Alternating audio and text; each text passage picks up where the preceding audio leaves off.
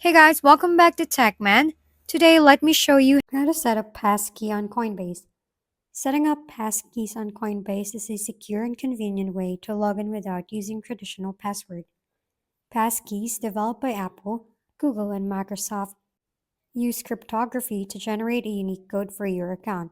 On the web, start by signing into your Coinbase account, go to Security Settings, and open the 2FA Settings tab. Under Available Methods, select Passkey and follow the prompts to add it.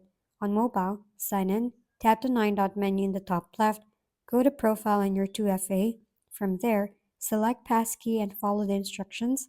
Once completed, your Coinbase account will be secured with passkeys, offering a faster and safer way to access your funds.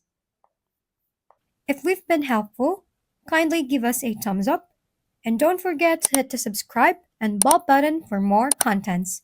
For any questions and suggestions, comment down below.